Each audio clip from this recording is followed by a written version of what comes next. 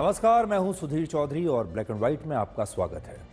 जिस औरंगजेब ने छत्रपति संभाजी महाराज के पार्थिव शरीर के टुकड़े टुकड़े करके एक नदी में फेंकवा दिए थे, उसी औरंगजेब ने भी कभी यह कल्पना नहीं की होगी कि उसकी मौत के 318 वर्षों के बाद उसकी कब्र का बचाव करने के लिए बड़ी संख्या में लोग हिंसा पर उतर आएंगे इसी देश में। और यह हिंसा भी उसी नागपुर में हुई जहां आरएसएस का मुख्यालय है। आज हम इस हिंसा का एक ब्लैक एंड व्हाइट विश्लेषण करेंगे और आपको एक और चौंकाने वाली जानकारी देंगे कि औरंगजेब ने छत्रपति संभाजी महाराज के इकलौते पुत्र छत्रपति शाहू महाराज को सिर्फ 7 साल की उम्र में कैद में डाल दिया था और इसके बाद 18 वर्षों तक उनका लगातार ब्रेन वॉश किया गया था। इसके बाद हम आपसे एक बहुत बड़ा सवाल पूछेंगे, आपके लिए औरंगजेब की कब्र का मुद्दा ज्यादा महत्वपूर्ण है या उस जहरीले खाने का मुद्दा ज्यादा महत्वपूर्ण है जिसे खाने के बाद आप खुद अपनी कब्र तक पहुंच सकते हैं?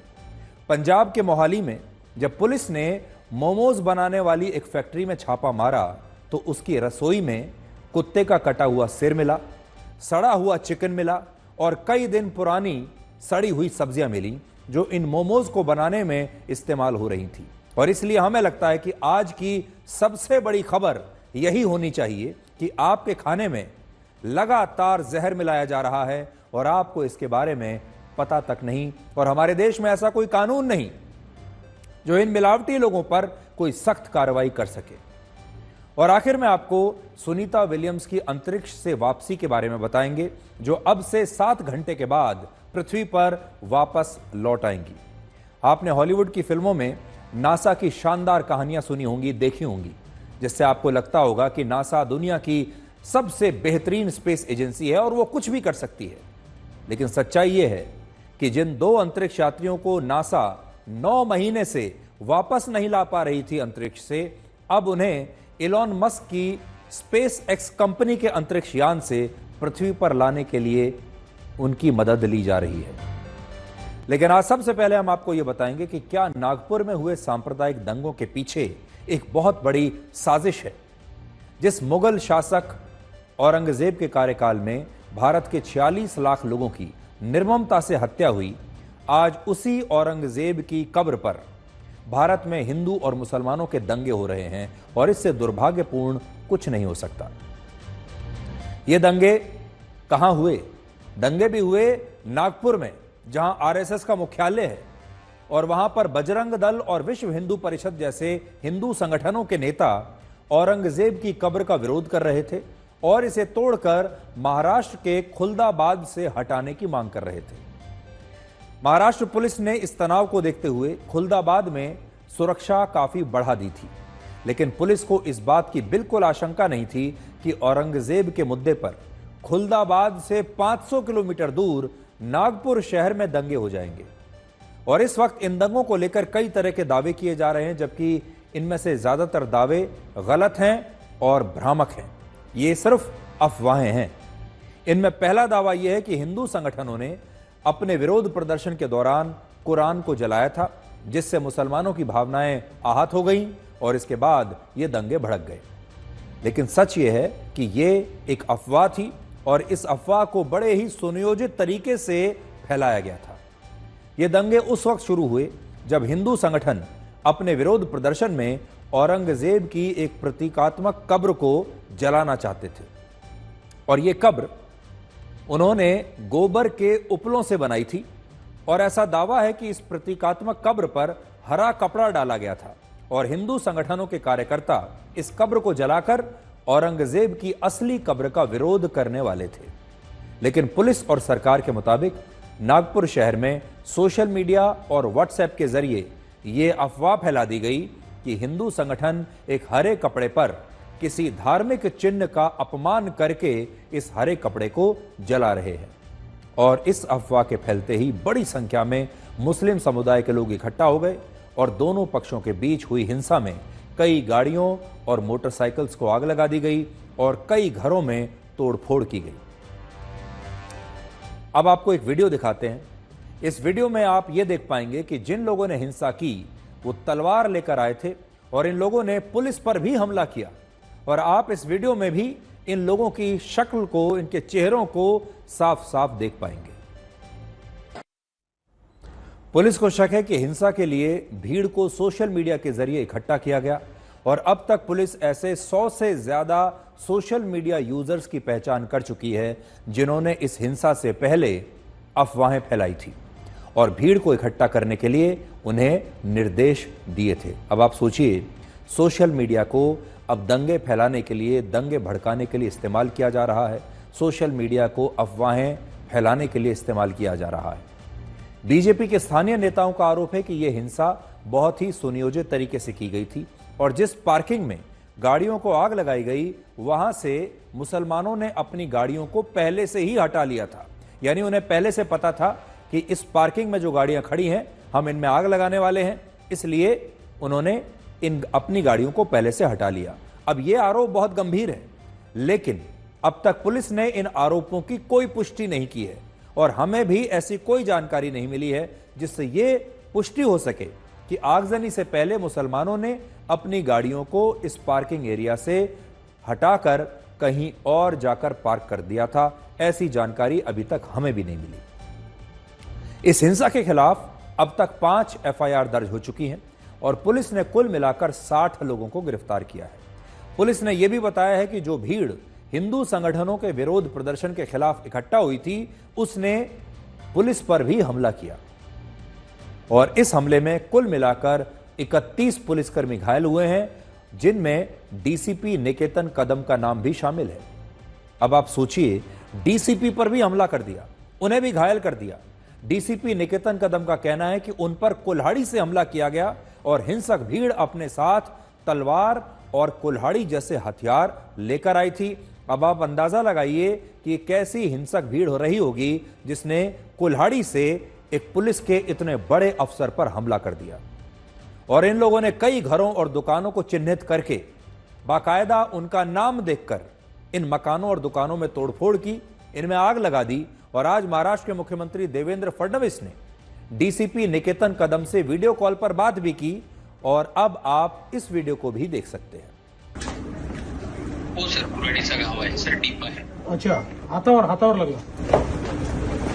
यस सर, पूर्ण हातावर आहे सर। अच्छा, मग आप प्लास्टिक सर्जरी केली, काय केलं त्याच्यामध्ये?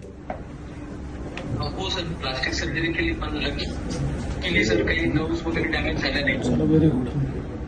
ठीक आहे, तुम्ही चांगलं तिथे समोर गेलात आणि सगळ्यांचा सामना केला, त्याबद्दल तुमचं अभिनंदन आहे आणि आम्ही सगळे तुमच्या पाठीशी आहोत आणि लवकर लवकर तुम्ही ठीक व्हावं अशी आमची प्रार्थना आहे आणि अशाच प्रकारे नेहमी तुम्ही चांगलं काम कराल अशी बिलकुल ईश्वरचरणी प्रार्थना आहे। Thank you sir. Okay, all the best, all the best. ही आनंदाची गोष्ट आहे की सीएम सरांनी स्वतः कॉल करून विचारपूस केली आणि सरांनी पूर्ण नागपूर पोलिसांचं कौतुक देखील केलं आहे। या सरांच्या या कौतुकाच्या शब्दांमुळे नक्कीच आम्हाला भविष्यात एक चांगला आत्मविश्वास मिळेल चांगलं काम करण्यासाठी। अब इस हिंसा को लेकर आपको 2 बातें बहुत ध्यान से समझनी होंगी।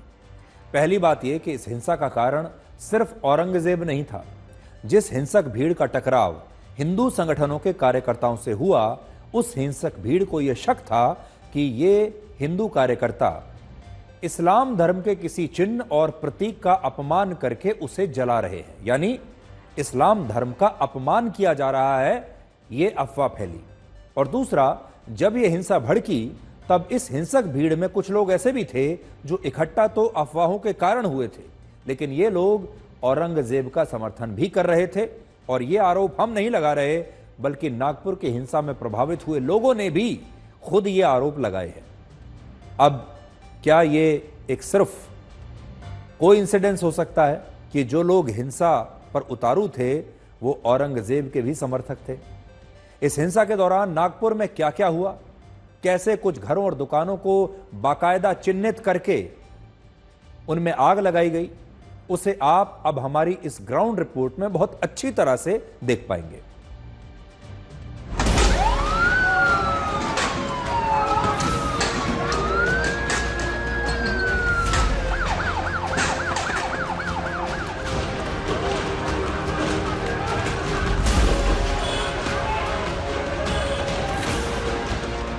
हिंदू संगठनों ने मुगल हमलावर औरंगजेब का पुतला क्या जलाया? पूरे नागपुर में एक खास वर्ग के उपद्रवियों ने हाहाकार मचा दिया।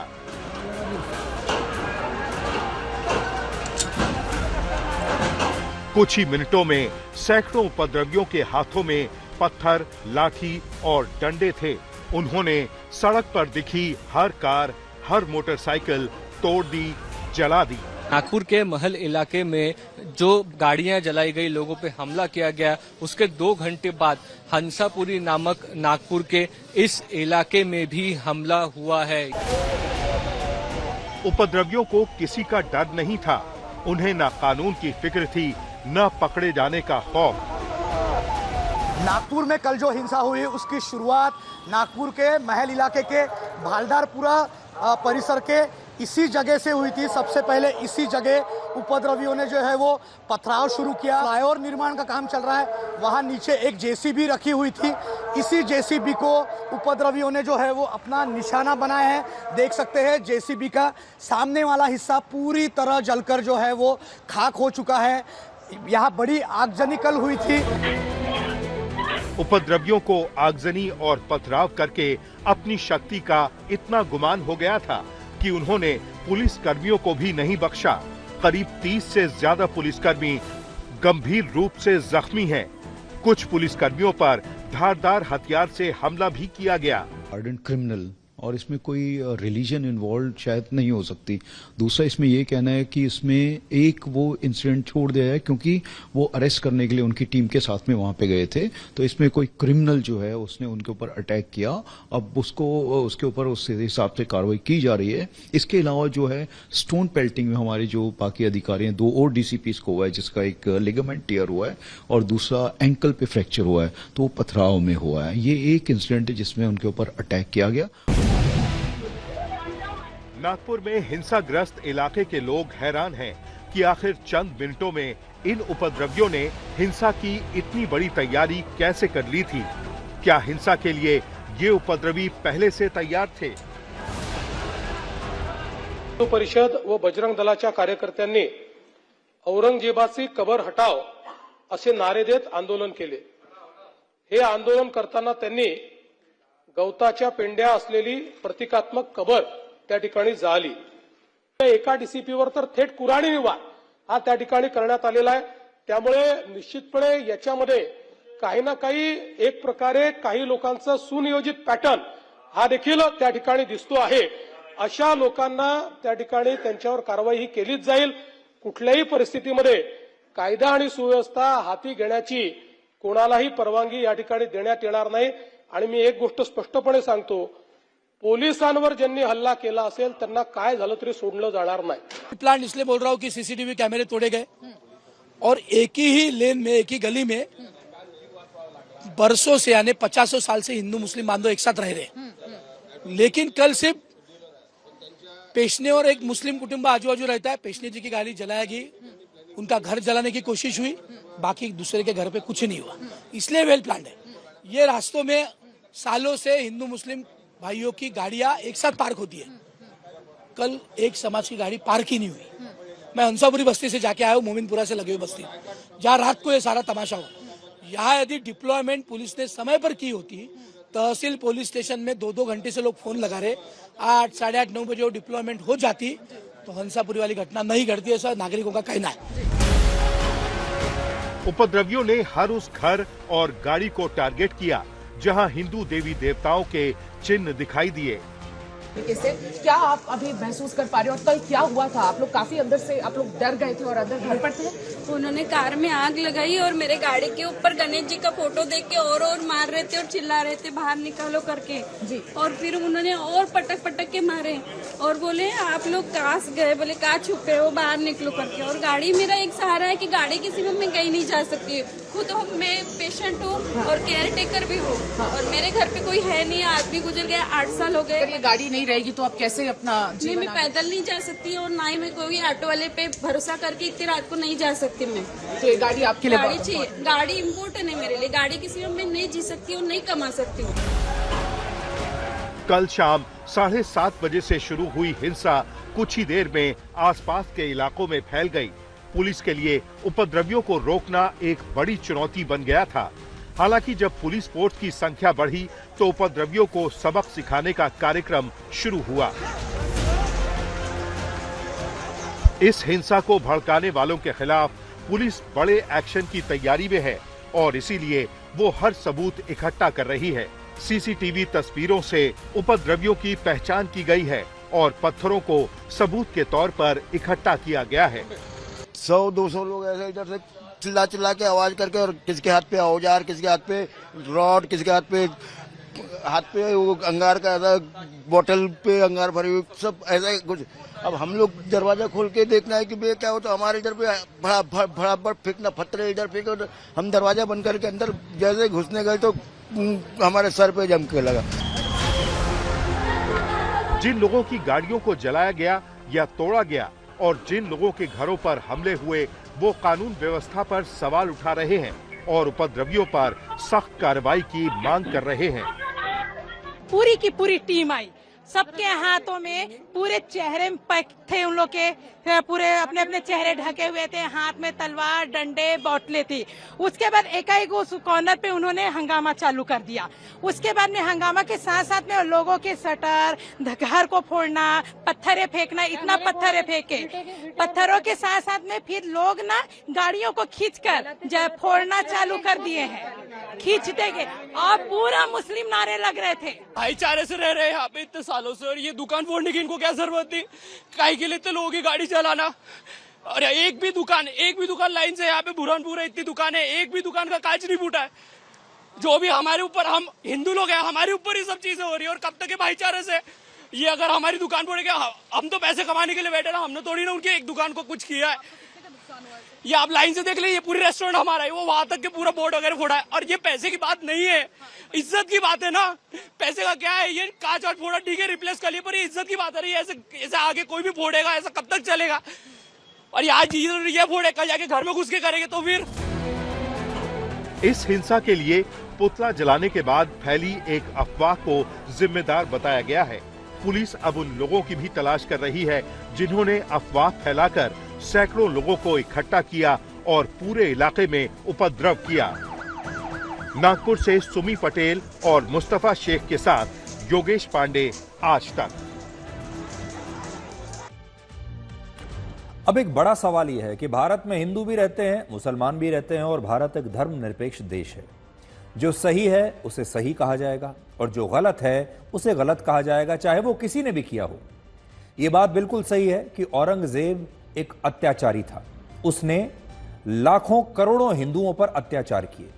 लेकिन अब बड़ी बात यह है कि उस अत्याचारी औरंगजेब का बचाव कुछ लोग क्यों करना चाहते हैं। ये कौन से मुसलमान हैं जो ये कहते हैं कि औरंगजेब इतना अत्याचारी होने के बावजूद भी उनका प्रिय है और वो उसे पूजते हैं। ये कौन से लोग हैं जो ये जानते हुए भी कि औरंगजेब ने हिंदुओं पर अत्याचार किए थे और फिर वो ये जानने के बाद भी औरंगजेब का समर्थन करते हैं, उसकी कब्र का समर्थन करते हैं और औरंगजेब के फैन बने हुए हैं। औरंगजेब को लेकर यह सारा विवाद असल में एक फिल्म से शुरू हुआ और यह फिल्म आपको याद होगा 14 फरवरी को रिलीज हुई थी। इस फिल्म का नाम है छावा। विकी कौशल ने इसमें छावा का रोल किया था, छत्रपति संभाजी महाराज का रोल किया था। इसमें दिखाया गया है कि औरंगजेब ने छत्रपति संभाजी महाराज को 40 दिनों तक अपनी कैद में रखकर भयानक यातनाएं देने के बाद बहुत ही क्रूरता से उनकी हत्या की और उनकी पत्नी और उनके छोटे बेटे को भी बंधक बना लिया था। और इस फिल्म के बाद ही लोगों में जागरूकता आई, उन्होंने इस कहानी के बारे में सही जाना और महाराष्ट्र में यह विवाद शुरू हुआ कि सरकार को खुलदाबाद से औरंगजेब की कब्र को अब वहां से हटा देना चाहिए और इस कब्र को तोड़कर इसका नामो निशान मिटा देना चाहिए। सोचिए, एक फिल्म ने लोगों के दिमाग पर इतना असर किया। औरंगजेब से महाराष्ट्र के हिंदुओं को इसलिए भी ज्यादा नफरत है क्योंकि उसने छत्रपति संभाजी महाराज की हत्या के बाद उनके पार्थिव शरीर के टुकड़े टुकड़े करके पुणे के पास भीमा नदी में फेंकवा दिए थे। और औरंगजेब ने यह धमकी भी दी थी कि अगर किसी ने भी उनके पार्थिव शरीर के टुकड़ों को नदी से लेने की कोशिश की और उनका अंतिम संस्कार करने की कोशिश की तो वो उस व्यक्ति को कठोर से कठोर सजा देगा। यह कहानी 336 वर्ष पुरानी है और यह बात है वर्ष 1689 की। अब आप सोचिए, महाराष्ट्र के जो लोग हैं वो क्यों नहीं औरंगजेब से नफरत करेंगे, क्योंकि उन्होंने संभाजी महाराज के साथ इतना अत्याचार किया था। आप खुद सोचिए, एक तरफ छत्रपति संभाजी महाराज हैं जिनके पार्थिव शरीर को भी औरंगजेब ने बख्शा नहीं, उनके पार्थिव शरीर का अंतिम संस्कार तक नहीं होने दिया, उनके शरीर के टुकड़े टुकड़े करके नदी में फेंकवा दिए। और दूसरी तरफ औरंगजेब है जिसकी मृत्यु के 318 वर्ष बाद भी इसी देश में बड़ी संख्या में लोग उसकी कब्र का बचाव करने के लिए खड़े हो गए हैं, उसे अपना हीरो मानते हैं और उसके लिए खून बहाने के लिए तैयार हैं, हिंसा करने के लिए भी तैयार हैं। यह बात बहुत कम लोगों को पता है कि औरंगजेब की मृत्यु महाराष्ट्र के अहमदनगर में हुई थी, लेकिन उसकी अंतिम इच्छा यह थी कि उसे खुलदाबाद में दफनाया जाए। और कई पुस्तकों में यह लिखा है कि औरंगजेब ने टोपियां सिलकर कुछ पैसे इकट्ठा किए थे। अपने आखिरी दिनों में उसने टोपियां सिली, जिससे उसने खुद अपना पैसा कमाया, पैसा इकट्ठा किया और इसी पैसे में से 14 रुपए 12 आने खर्च करके उसकी कब्र बनवाई गई थी, क्योंकि औरंगजेब चाहता था कि उसकी कब्र पर जो पैसा खर्च हो वो पैसा होना चाहिए जो उसने खुद कमाया हो। और इसीलिए ये 14 रुपए जो खर्च हुए ये वो थे जो औरंगजेब ने खुद कमाए थे, ये टोपियां सिलकर। यहां महाराष्ट्र के लोगों का सवाल यही है कि जिस औरंगजेब ने उनके सम्राट के पार्थिव शरीर को भी बख्शा नहीं, आखिर उसकी कब्र महाराष्ट्र में क्या कर रही है? क्या यह कब्र महाराष्ट्र में होनी चाहिए? महाराष्ट्र के लोगों को कैसा लगता होगा जब वो ये देखते होंगे कि उन पर इतना भयानक अत्याचार करने वाले एक क्रूर शासक की कब्र वहां पर बनी हुई है। और बहुत सारे लोग उस कब्र पर जाते हैं, अपना सिर उसके सामने झुकाते हैं, श्रद्धांजलि देते हैं। बहुत सारे लोग ये भी कहते हैं कि जब छत्रपति संभाजी महाराज के इकलौते पुत्र छत्रपति शाहू महाराज ने खुद 18वीं शताब्दी में औरंगजेब की कब्र पर जाकर उसे श्रद्धांजलि दी थी, तो इस कब्र को हटाने की मांग कहां तक सही है? और जब छत्रपति संभाजी महाराज के पुत्र ने ही इस विवाद को हमेशा के लिए समाप्त कर दिया, तो आज इस पर इतनी बहस और संघर्ष क्यों हो रहा है? यह बात शायद आपको भी पता नहीं होगी, इसलिए अब जो बात मैं आपको बताने वाला हूं इसे आप ध्यान से सुनिएगा। यह बात बिल्कुल सही है कि जिन छत्रपति संभाजी महाराज को औरंगजेब ने 40 दिनों तक यातनाएं देने के बाद उनकी हत्या करवाई थी, उन्हीं के इकलौते पुत्र ने औरंगजेब की कब्र पर जाकर उसे श्रद्धांजलि भी दी थी। यह भी उतना ही सच है। लेकिन इस श्रद्धांजलि का कारण यह नहीं था कि औरंगजेब को मराठाओं ने माफ कर दिया।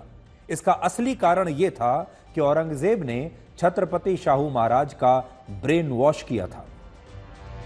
वर्ष 1689 में जब औरंगजेब ने छत्रपति संभाजी महाराज की हत्या करवाई, तब औरंगजेब ने उनकी पत्नी महारानी येसुबाई और उनके इकलौते पुत्र छत्रपति शाहू महाराज को भी बंदी बनाकर जेल में डाल दिया।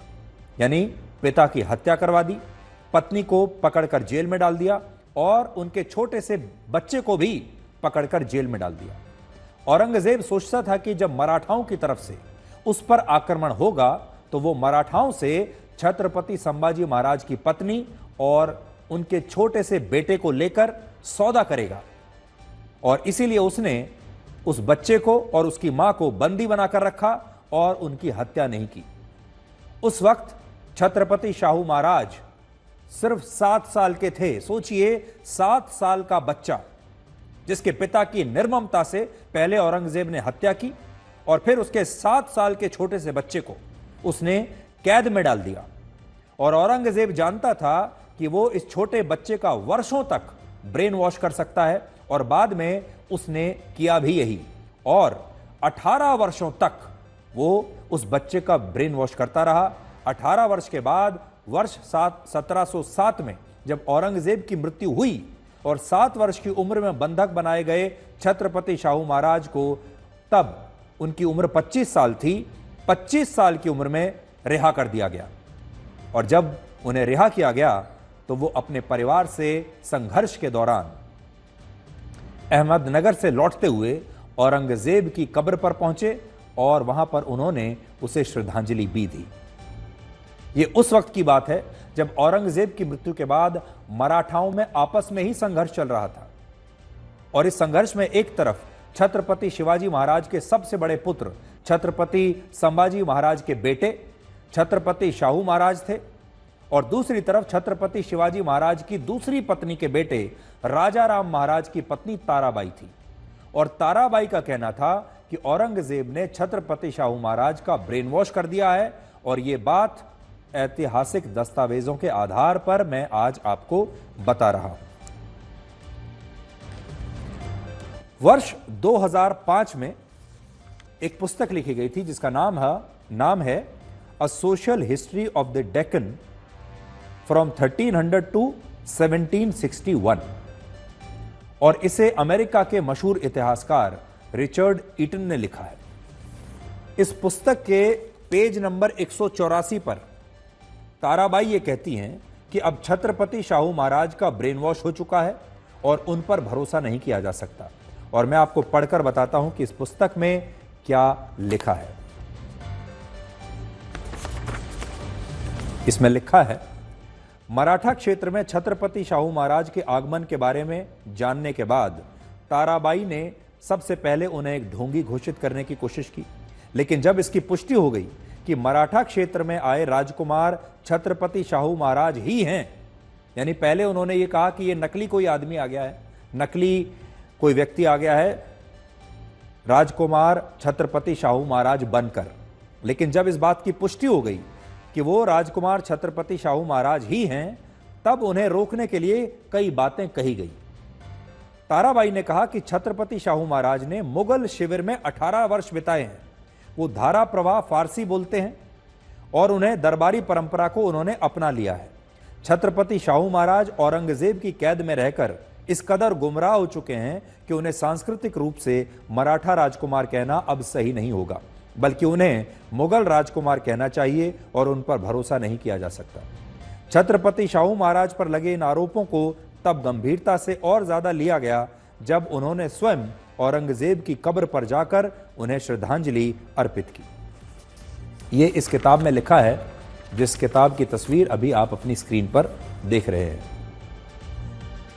ये एक पारिवारिक कलह भी हो सकता है, अपने ही परिवार में एक संघर्ष हो रहा था, उसका भी एक नतीजा हो सकता है। इससे आप ये समझ सकते हैं कि औरंगजेब इतना क्रूर शासक था कि उसने एक 7 साल के बच्चे को भी छोड़ा नहीं और उसका भी वर्षों तक जेल में रखकर ब्रेन वॉश कर दिया। और आज भी जो लोग दंगे कर रहे हैं उन्हें औरंगजेब के नाम पर ही ब्रेन वॉश किया गया है।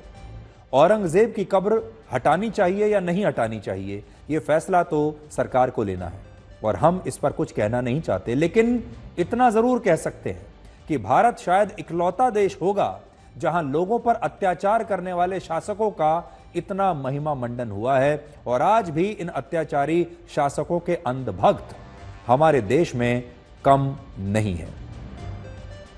आप देखिए, दुनिया में बड़े बड़े देश ऐसे हैं जब उन्होंने अपने इतिहास को बदलने की कोशिश की है, उनके इतिहास में जो क्रूर शासक आए हैं, जो क्रूर लोग आए हैं, उन्होंने उनकी मूर्तियों को तोड़ा है, उनको अपने इतिहास की किताब से हटाने की कोशिश की है और उन्होंने ये सोचा है कि ये लोग हमें अपने उस इतिहास के काले अध्याय के बारे में याद दिलाते हैं, अब हमें इन्हें मिटा देना चाहिए। अब हम इनके बारे में ना बात करना चाहते हैं, ना इनकी तस्वीर देखना चाहते हैं, ना इनकी प्रतिमाओं को देखना चाहते हैं, ना इनका नाम कहीं पढ़ना चाहते हैं। यह हर देश में हुआ है, लेकिन भारत में नहीं हो रहा। अब हम आपसे एक बहुत बड़ा सवाल पूछेंगे, आपके लिए औरंगजेब की कब्र का मुद्दा ज्यादा महत्वपूर्ण है या उस जहरीले खाने का मुद्दा ज्यादा महत्वपूर्ण है जो आपके पेट में जा रहा है और उसे खाने के बाद आप अपनी कब्र तक कभी भी पहुंच सकते हैं? किसकी कब्र की ज्यादा चिंता है आपको, अपनी या औरंगजेब की? हमारे देश में हिंसा और राजनीति की खबरों को हमेशा हेडलाइन बना दिया जाता है, लेकिन जो खबरें आपके बारे में है, आपकी जान के बारे में है। एक अत्याचारी क्रूर शासक जो सैकड़ों वर्ष पहले मर चुका है, उसके बारे में तो लोगों को चिंता है, लेकिन आज जो आपकी सांसें चल रही हैं और जो कभी भी बंद हो सकती हैं, उसकी चिंता नहीं। इन खबरों की चर्चा तक नहीं होती, जबकि ये ऐसी खबरें हैं जिनसे हर धर्म, हर जाति, अमीर, गरीब, सबको नुकसान हो रहा है और सबकी जान जा रही है। क्योंकि ये जो समस्या है, ये धर्मनिरपेक्ष है। ये ना हिंदुओं के पक्ष में है, ना मुसलमानों के पक्ष में है। ये दोनों को बराबरी से मार रही है। हम आपको ये बताएंगे कि हकीकत फिल्मों से कितनी अलग होती है। हॉलीवुड की फिल्मों ने अब तक दुनिया की यही धारणा बनाई है कि जब एलियंस भी इंसानों पर हमला करेंगे, पृथ्वी पर हमला करेंगे किसी दूसरे ग्रह से, तो आपको बचाने वाला सिर्फ अमेरिका होगा और उसकी अंतरिक्ष एजेंसी नासा के वैज्ञानिक आपको बचा लेंगे। आज सिर्फ बॉलीवुड की फिल्मों के कारण ही दुनिया भर के लोग नासा में जाकर काम करने का सपना देखते हैं, नासा को बेहतरीन एजेंसी मानते हैं, सोचते हैं कि अंतरिक्ष विज्ञान को नासा से बेहतर कोई और समझ नहीं सकता। नासा का नाम बच्चा बच्चा जानता है। लेकिन आज बड़ा सवाल यह है कि क्या नासा के बारे में आपको बताई गई ये सारी बातें वाकई में सही भी हैं? क्या वाकई नासा इतना कॉम्पिटेंट है? 9 महीने से अंतरिक्ष में फंसी सुनीता विलियम्स और बुच विल्मोर आखिरकार पृथ्वी पर अब लौटने वाले हैं, लेकिन उनकी यह वापसी नासा के अंतरिक्ष यान से नहीं हो रही। नासा उन्हें वापस नहीं ला पाया। वहां छोड़कर तो आ गया अंतरिक्ष के स्पेस स्टेशन में, लेकिन वापस नहीं ला पाया। 1 वे जर्नी थी, यानी उन्हें 1 वे टिकट दिया था। इन दोनों अंतरिक्ष यात्रियों को इलॉन मस्क की कंपनी स्पेस एक्स का एक अंतरिक्ष यान अब पृथ्वी पर ला रहा है। इस अंतरिक्ष यान का नाम है ड्रैगन और आज ही सुबह 10:35 पर इसे अनडॉक किया गया है। अनडॉक का मतलब है कि यह अंतरिक्ष यान इंटरनेशनल स्पेस स्टेशन से अलग होकर पृथ्वी पर लौटने के लिए अब वहां से रवाना हो चुका है और इस अंतरिक्ष यान में सुनीता विलियम्स और बुच विल्मोर को मिलाकर कुल मिलाकर 4 अंतरिक्ष यात्री अब वापस पृथ्वी पर लौट रहे हैं।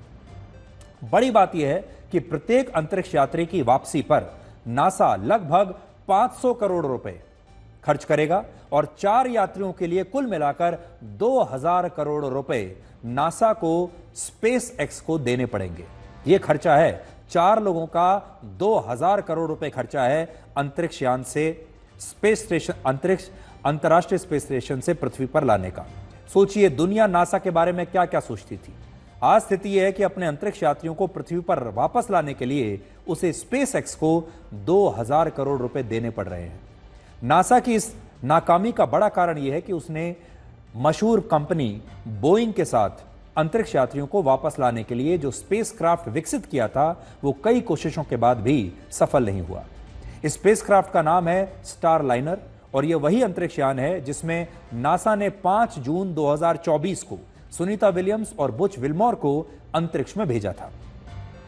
यह पूरा मिशन सिर्फ 8 दिन का था और 8 दिन के बाद सुनीता विलियम्स और बुच विल्मोर की वापसी होनी थी, लेकिन नासा के इस अंतरिक्ष यान में खराबी आ गई और उसे दिशा दिखाने वाले 5 थ्रस्टर बंद हो गए और इस अंतरिक्ष यान की हीलियम गैस भी लीक होने लगी।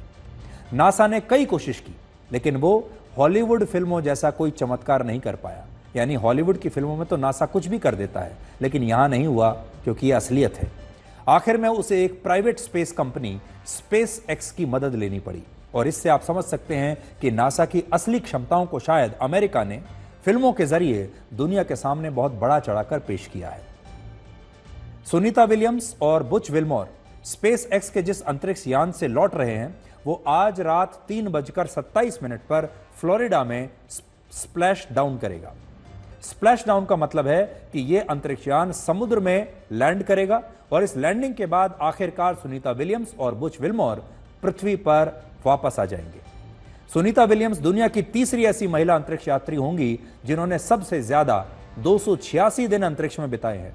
उनसे पहले क्रिस्टीनिया कोच 328 दिन बिता चुकी हैं और पेगी विटसन ने 289 दिन अंतरिक्ष में बिताए हैं। सबसे बड़ी बात यह है कि 59 वर्ष की सुनीता विलियम्स 3 बार अंतरिक्ष में जा चुकी हैं और उन्होंने अपने जीवन में कुल मिलाकर 608 दिन इस इंटरनेशनल स्पेस स्टेशन में बिताए हैं। स्पेस वॉक करते हुए अंतरिक्ष में सबसे ज्यादा समय बिताने का रिकॉर्ड भी सुनीता विलियम्स के नाम पर ही है। पृथ्वी की सतह से इंटरनेशनल स्पेस स्टेशन की दूरी 402 किलोमीटर है और यह बात शायद आपको पता नहीं होगी कि स्पेस स्टेशन में एक दिन 24 घंटे का नहीं बल्कि सिर्फ 90 मिनट का होता है। यह स्पेस स्टेशन प्रति घंटा 28,000 किलोमीटर की स्पीड से 28,000 किलोमीटर प्रति घंटा की स्पीड से पृथ्वी के चक्कर लगाता है और इस दौरान 24 घंटे में 16 बार सूर्य उदय होता है और सूर्य अस्त होता है और इस हिसाब से एक दिन सिर्फ 90 मिनट का होता है। इससे भी बड़ी बात यह है कि स्पेस स्टेशन में 9 महीने बिताना किसी चुनौती से कम नहीं है, बहुत मुश्किल काम है। अब आप सोचिए आपको किसी एक जगह पर 9 महीने के लिए छोड़ दिया जाए और वहां आपके अलावा कोई ना हो। यह स्पेस स्टेशन सिर्फ एक फुटबॉल स्टेडियम जितना बड़ा है और इसमें रहने वाले अंतरिक्ष यात्रियों को हर रोज सुबह 6:30 बजे उठना होता है। पसीने और अपने यूरिन को रिसाइकल करके बनाए गए पानी को ही पीना होता है क्योंकि अंतरिक्ष में पानी आएगा कहां से। खाना पैकेज्ड फूड होता है जो ये साथ लेकर गए हैं। स्पेस स्टेशन के वातावरण में अपने हार्ट, ब्रेन और ब्लड को लगातार मॉनिटर करना पड़ता है। इसी के साथ हर एस्ट्रोनॉट के लिए प्रतिदिन 2 घंटे व्यायाम करना जरूरी है और सुनीता विलियम्स की खास बात यह है कि वो हर दिन अंतरिक्ष में योगा भी करती थी। आप उन्हें सनातन धर्म और भारतीय संस्कृति का सबसे बड़ा ब्रांड एम्बेसडर भी कह सकते हैं। पिछले साल उन्होंने स्पेस स्टेशन में ही दिवाली मनाई थी और कहा था कि वो अपनी सांस्कृतिक जड़ों से आज भी जुड़ी हुई हैं और उन्हें इस संस्कृति पर, सनातन की संस्कृति पर हमेशा गर्व होता है। इसके अलावा वो भगवत गीता को अपने साथ हमेशा रखती हैं। इसके अलावा वो गीता की एक प्रति अपने साथ अंतरिक्ष में भी लेकर गई और भगवान गणेश की मूर्ति भी हमेशा उनके साथ रहती है। इससे पहले 2012 में भी उन्होंने भारत का तिरंगा इसी स्पेस स्टेशन में लहराया था और सोचिए आज जब हमारे देश के बहुत सारे लोग सनातन धर्म का मजाक उड़ाते हैं, इसे अंधविश्वास और पिछड़ेपन से जोड़ते हैं, तब दुनिया की सबसे सफल अंतरिक्ष यात्रियों में से एक सुनीता विलियम्स भारत की संस्कृति और सनातन धर्म से आज भी जुड़ी हुई है। उन्होंने सफल होने के बाद भी अपनी संस्कृति और धर्म पर गर्व करना नहीं छोड़ा, जबकि हमारे देश में सफलता का पहला मतलब ही यह माना जाता है कि अपनी संस्कृति और धर्म की आलोचना करके खुद को कूल साबित करना। सुनीता विलियम्स के पिता डॉक्टर दीपक पांड्या गुजरात से थे और वो वर्ष 1958 में भारत से अमेरिका चले गए और सुनीता विलियम्स का जन्म अमेरिका में ही हुआ था और वो हमेशा से अमेरिका में ही रही हैं, लेकिन वहां रहते हुए भी उन्होंने सनातन धर्म की जड़ों को कभी छोड़ा नहीं। हालांकि आज जब वो वापस लौट रही हैं तब प्रधानमंत्री मोदी की एक चिट्ठी हमें मिली है जो उन्होंने 1 मार्च को सुनीता विलियम्स को लिखी थी। इसमें प्रधानमंत्री मोदी ने उन्हें साहसी बताया है और कहा है कि वो उन्हें पृथ्वी पर लौटने के बाद भारत में देखने के लिए उत्सुक हैं और भारत के लिए अपनी सबसे शानदार बेटियों में से एक की मेजबानी करना बहुत खुशी की बात होगी। तो अब पूरी दुनिया को इंतजार है सुनीता विलियम्स की वापसी का, जो कि अब से कुछ घंटों के बाद वापस आ रही है। इस समय वो रास्ते में होंगी और जब वो वापस आ जाएंगी तो हम उनकी वापसी पर भी एक विशेष ब्लैक एंड व्हाइट विश्लेषण करेंगे जो कल रात आप देख पाएंगे। तो आप ध्यान से सुनिएगा। पंजाब के मोहाली में पुलिस ने एक मोमोज बनाने वाली फैक्ट्री पर छापा मारा और उसकी रसोई में कुत्ते का कटा हुआ सिर मिला, कई दिन पुराना सड़ा हुआ चिकन मिला, कई दिन पुरानी सड़ी हुई सड़ी गली सब्जियां मिली और इन सब का इस्तेमाल मोमोज बनाने में हो रहा था, स्प्रिंग रोल्स बनाने में हो रहा था, मंचूरियन बनाने में हो रहा था, चिकन फ्राइड राइस और चाउमीन बनाने के लिए हो रहा था और ये सारी चीजें वहां आसपास लोगों के पेट में जा रही थी। लोग बाकायदा पैसा देकर इस सामान को खा रहे थे खुशी खुशी। इस फैक्ट्री में हर दिन 20,000 मोमोज बनाए जाते थे और 20,000 मोमोज का मतलब है कि मोहाली के बाजार में 2,000 प्लेट मोमोज इस फैक्ट्री की बनी हुई सामान की बिक रही थी, जिनमें कुत्ते के मांस के अलावा सड़ा हुआ चिकन और गंदी और सड़ी हुई पुरानी सब्जियां भी हो सकती हैं। अब तक मोहाली के हजारों लोग इस फैक्ट्री में बने मोमोज और बाकी का खाना खा चुके होंगे। भारत के लोग हर साल, पूरे भारत की बात बता रहा हूं आपको, पूरे भारत के लोग हर साल 22,000 करोड़ रुपए के मोमोज खा जाते हैं और एक सर्वे के मुताबिक दिल्ली जैसे शहर में हर परिवार कम से कम एक महीने में मोमोज की 10 प्लेट यानी कुल मिलाकर 100 मोमोज तो खाता ही है। इसी तरह हमारे देश में हर दिन 7 करोड़ लोग स्प्रिंग रोल्स, मंचूरियन और चिकन फ्राइड राइस खाते हैं, जबकि 30 करोड़ लोग हर दिन चाउमीन खाते हैं। और सोचिए, सारा फास्ट फूड जिन फैक्ट्रियों में बनाया जाता है, उनकी निगरानी के लिए हमारे देश में कोई व्यवस्था नहीं है, कोई तंत्र नहीं है, कोई निगरानी नहीं है कि ये इन फैक्ट्रियों में जो खाना बन रहा है वो कैसे बन रहा है, इसमें कौन सा सामान इस्तेमाल हो रहा है। और अब पंजाब की इस घटना ने हर किसी को डरा दिया है। एक मीट का पीस था बड़ा साइज का, और वो अपने लिए खुद के लिए बना रहे थे। वो डॉग हेड है या कोई बिल्ला है या कोई समथिंग एल्स है, वो चीजें हमने पूरी अब लॉक कर दिया है। वो will send it to the lab. We have already asked municipal corporation, because slaughtering is the subject of municipal corporation. ये जगह जगह पे, मोहाली, चंडीगढ़, जगह जगह पे जो रेडियां हैं, जो जहाँ कोई स्टॉल्स हैं, उधर जाके ये माल सप्लाई करते थे। उसका कहना है कि रोज वो सैकड़ों की तादाद में जो है मोमोज बनाते हैं, हजारों की तादाद में, और आगे सप्लाई करते हैं। लोगों को मैं हमें यही एडवाइस करता हूं कि ये चीज ना समझें कि ये ट्रे में, साफ ट्रे में अच्छी तरह से परोस दिया गया है तो ये चीज साफ है। ये भी ध्यान रखें, ये भी अगर पता करने की कोशिश करें कि ये पका कैसे है, पीछे से आया कैसे है, इसको बनाया कैसे गया है। ये मटौर गांव में खड़े हैं हम। ये 280 नंबर मकान है।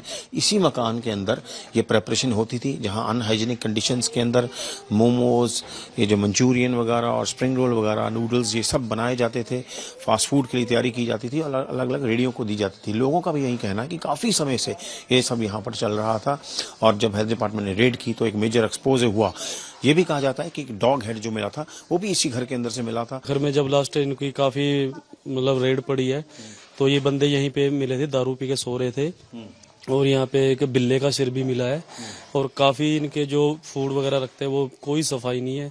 साथ में टॉयलेट वगैरह बीच में गोभी गली है, चटनी में कॉकरोच घूम रहे हैं, ठीक है। कोई फ्रिज की सफाई नहीं है, जैसे गंदे मंदे पैर है उसी हिसाब से ये वहीं पे बना रहे हैं, उसी हिसाब से।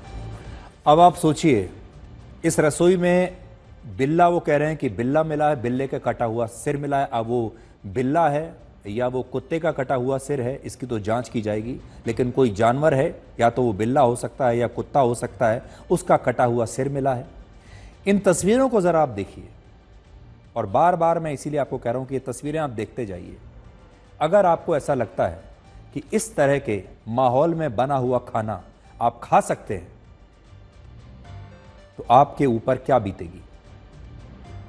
मोहाली के हमारे जो दर्शक हैं, पंजाब में मोहाली के आसपास जो हमारे दर्शक हैं, हो सकता है कि उनमें से तो बहुत सारे लोग इस फैक्ट्री में बना हुआ खाना अब तक खा चुके होंगे।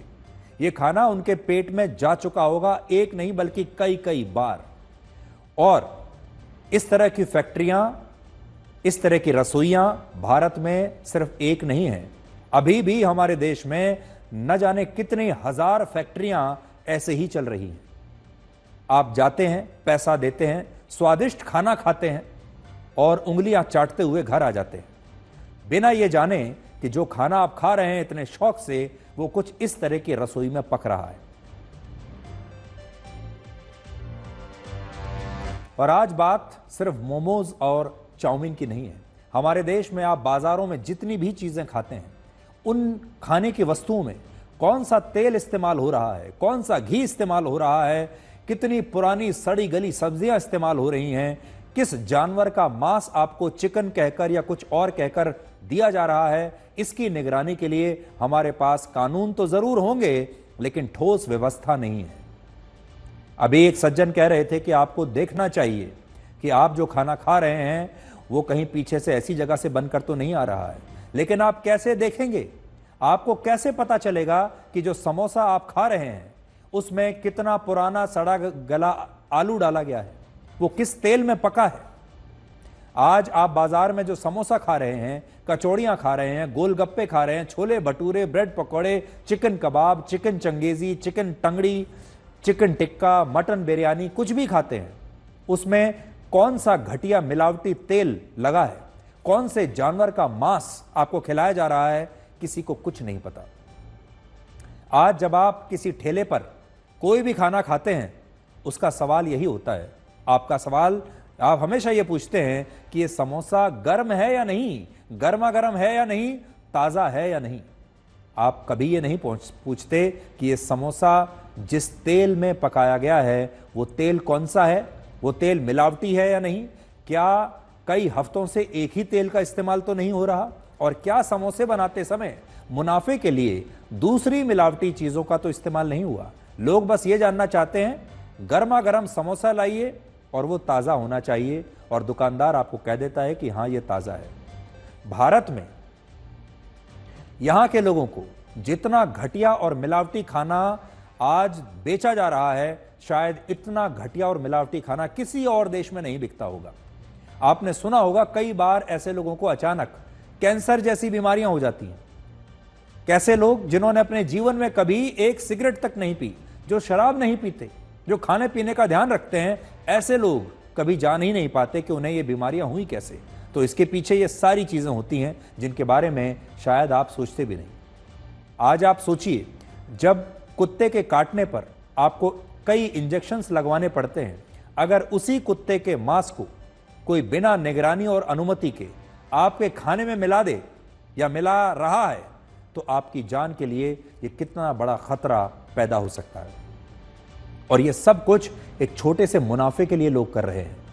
शहरों में रहने वाले हर 5 में से 3 लोग 15 दिन में कम से कम 2 बार स्ट्रीट फूड जरूर खाते हैं, और भारत के शहरों में प्रत्येक परिवार हर महीने 2,500 रुपए घर के बाहर खाना खाने पर जरूर खर्च करता है औसतन। और बड़ी बात यह है कि इनमें से सड़क पर आप जो स्ट्रीट फूड खाते हैं, गोलगप्पे खाते हैं, भेलपूरी खाते हैं, मोमोज खाते हैं, छोले भटूरे, समोसा कचौड़ी, चिकन, मटन, उनमें बड़े स्तर पर खुलेआम मिलावट होती है। उसमें सड़ा गला मांस होता है, सड़ी गली सब्जियों का इस्तेमाल होता है, नकली तेल और नकली घी का इस्तेमाल होता है, और इस दौरान साफ सफाई का कुछ ध्यान नहीं रखा जाता।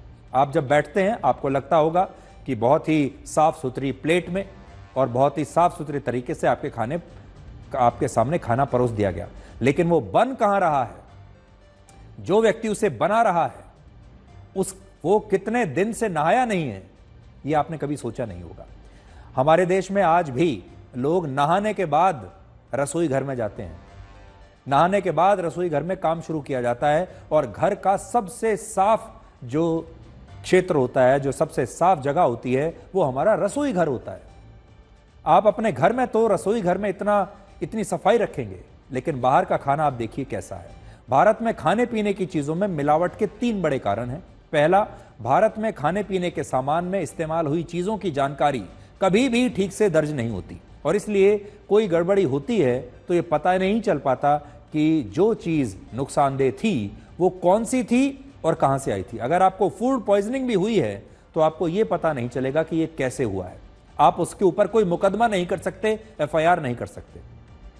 दूसरा, भारत के कई राज्यों में फूड टेस्टिंग लैब्स की बहुत कमी है, और जो लैब्स काम कर भी रही हैं वहां भी लोगों और सुविधाओं की बहुत कमी है, जिससे कभी खाने की ठीक से जांच नहीं हो पाती। और तीसरा, खाने पीने की चीजों की जांच करने वाली संस्था FSSAI और दूसरी संस्थाएं अपना काम ठीक से नहीं करती।